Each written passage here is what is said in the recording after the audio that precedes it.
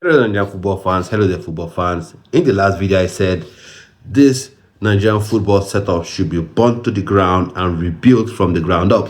Now I was talking about the NFF in that video, and that I think applies to the Nigerian Super Eagles as well. So in a series of videos I'll be talking about various parts of this team that needs to be ripped up. In this video, I'll be talking about the midfield. This current midfield has to be ripped up, torn apart, and every part of it that isn't useful should be thrown away and new players brought in. Now, so we'll go straight into it. For me, Iwobi, Ndidi, Al-Hassan Yusuf, I think they really have no business being in the national team anymore. That's my humble opinion. I look at them and I ask myself, what do they really bring? Al-Hassan Yusuf, to a large extent, brings nothing, absolutely nothing.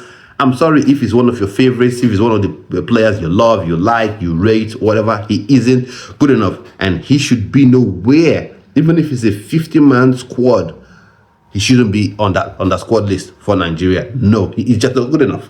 He's not good enough, right?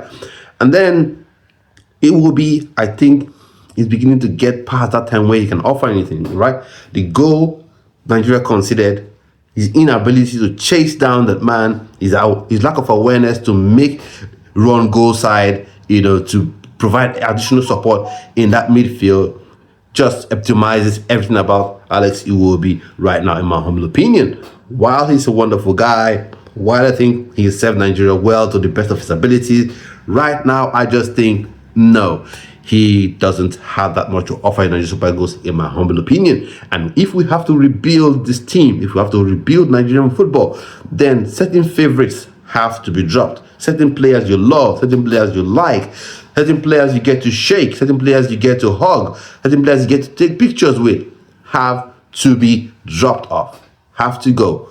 It will be, I think this AFCON should be where the rebuild starts from the team perspective, and it will be, I think, should be gone. He should retire. If I was him, I would be retiring. Wilfred Ndidi as well. You should go. You should retire. Say goodbye. You've been to a couple of AFCONs.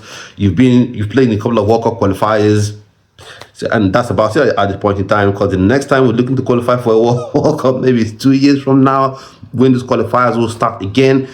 So I think he should go as well. Hassan Yusuf, like I said, we shouldn't even be mentioning him. We shouldn't be mentioning him at all, in my humble opinion. So that's it. Then you look at the midfield. Who should you bring in? Rafael Onyedika, the fact that he's left out or he hasn't played any minutes under Eric Chell is criminal.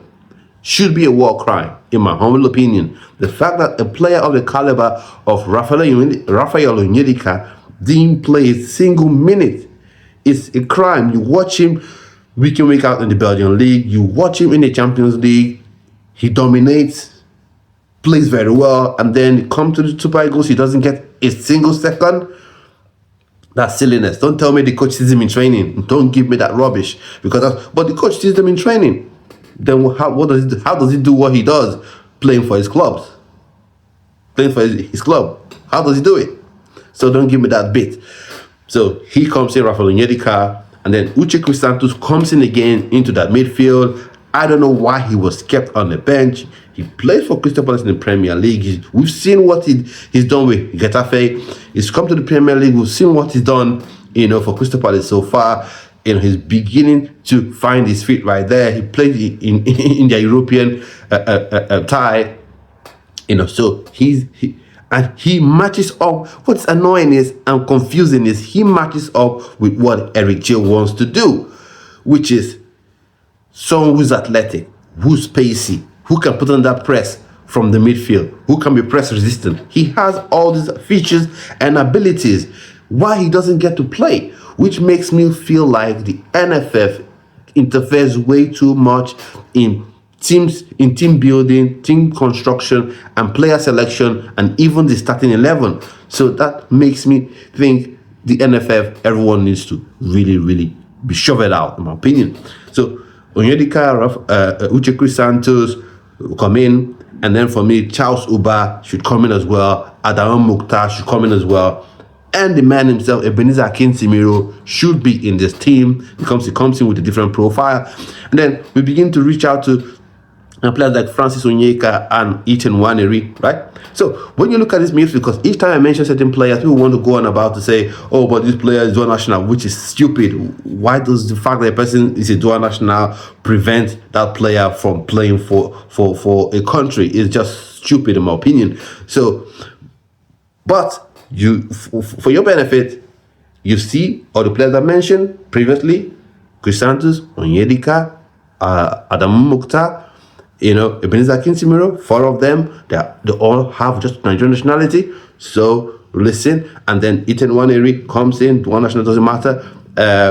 Francis Onyeka comes in, and after that midfield, so you have strength, athletic ability, quality, creativity in this midfield.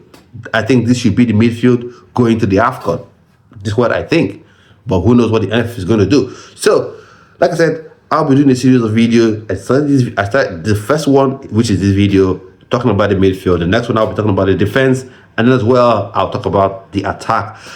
So let me know your opinions on that. Please hit the subscribe button and subscribe to subscribe to the channel if you're new, which is same thing. And share this video to people you feel will love content like this. And I'll see you on yet another video. Stay well, stay blessed. Bye-bye.